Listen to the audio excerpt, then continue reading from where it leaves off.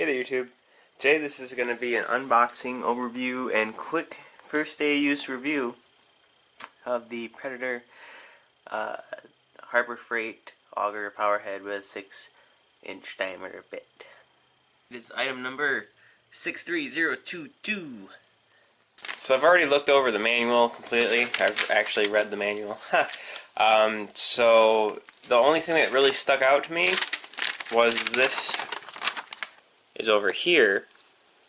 Your warranty is voided if either you operate the auger without adding fuel stabilizer to the gasoline. So this is basically saying if you gum it up and you don't use a fuel stabilizer, it's not our problem, which is probably going to cover a lot of the no-start situations after storage. This right here, this long-term storage, says when the auger is to remain idle for longer than 20 days, which is like most people's use scenario,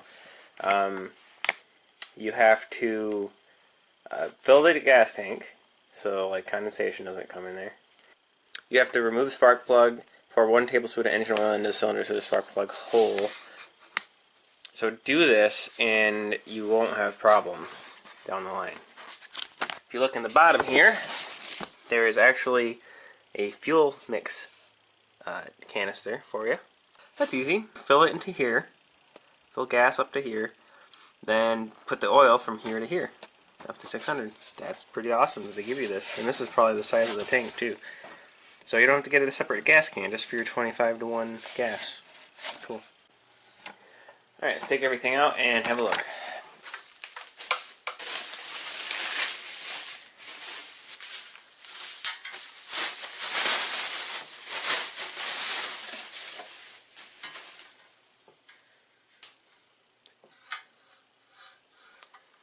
Looks like that'll be a pretty good auger. Alright, miscellaneous tools here. Alright, I've got it all unwrapped. Looks like they really do want you to use fuel stabilizer here. Alright, and in this toolkit we have a 8mm and 10mm wrench, Allen key, a spark plug wrench, another Allen key, and these are actually really awesome. It's a screwdriver where you take the bit out. They're like really cheap. They're great to just keep. Nice little screwdriver. Alright, now I'm going to put the auger bit on. I'm going to take off the goo cap here. Alright, I'm just going to take this little cotter pin out. Put this guy on here.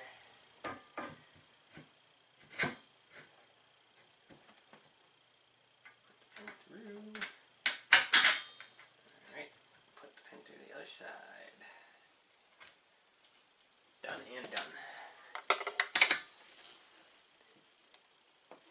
Would you look at that?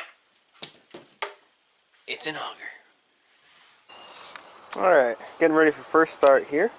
I got my 2-stroke oil, got my stable, got my little gas can they provide, I've got my 87 octane gas right here. Let's do it. Got the gas filled up to the first line. Put in my 2-stroke oil.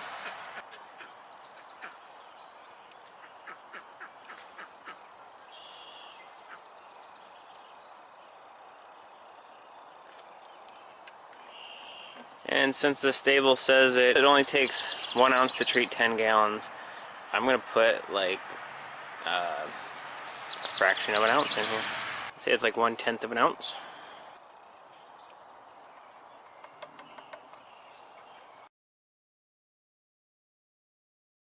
Well, it looks like using this canister that comes with it, you only get about half a tank, but that's enough to get us started.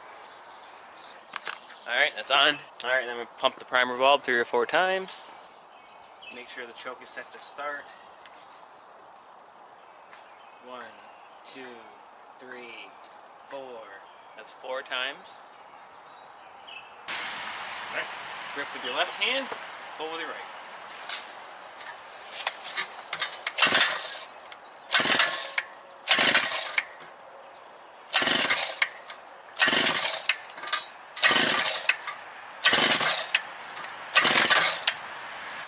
gonna guess, since this is the first start, I'm gonna have to pump the primer valve a few more times since the tank was dry.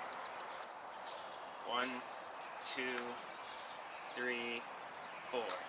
Okay, so an additional 4 times. Now the bulb is full of gas. Let's try this again.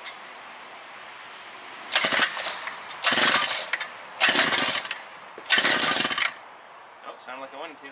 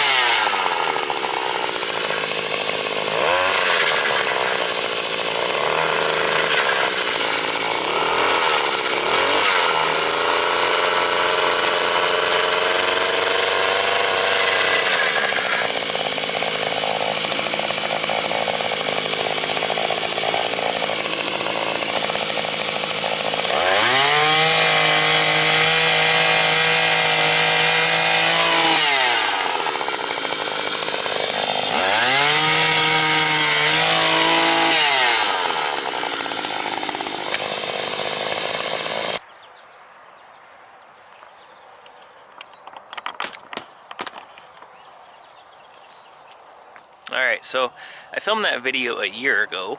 I never actually uploaded it. Totally forgot I recorded it. But here's a year follow-up. I installed a fence this fall with a friend, and this thing worked amazingly well. It was about $200, and it saves so much work. If you're thinking about getting it for a fence, if you have more than like 10 poles to do, I'd say go ahead and buy this. Why not? You can always sell it on Craigslist later if you end up not needing it anymore. So this has been in storage all winter, and so as you can see, it's cold. Touch the engine. I'm gonna go ahead and fire it up on camera.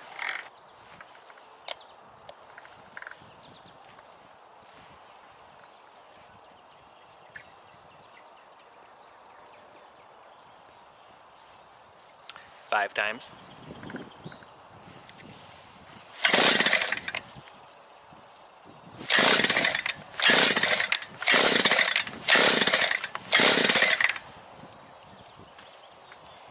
Let's try a few more times.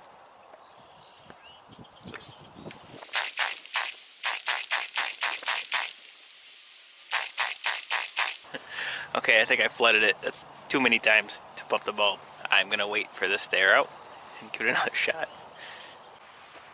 Okay, let's try that one more time.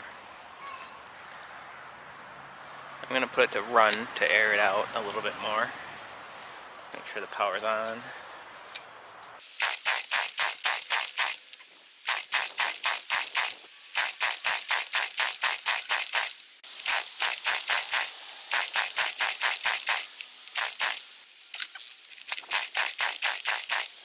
Okay, so maybe it wasn't flooded. Maybe it still needs gas. Let's give that a shot.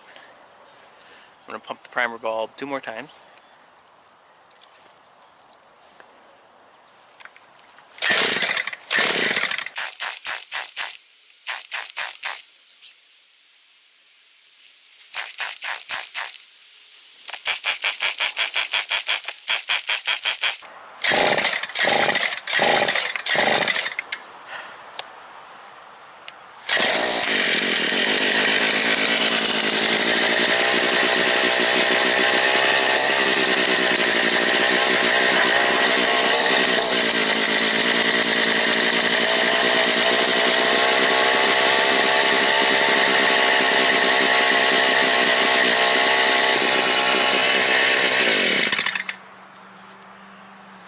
Whew.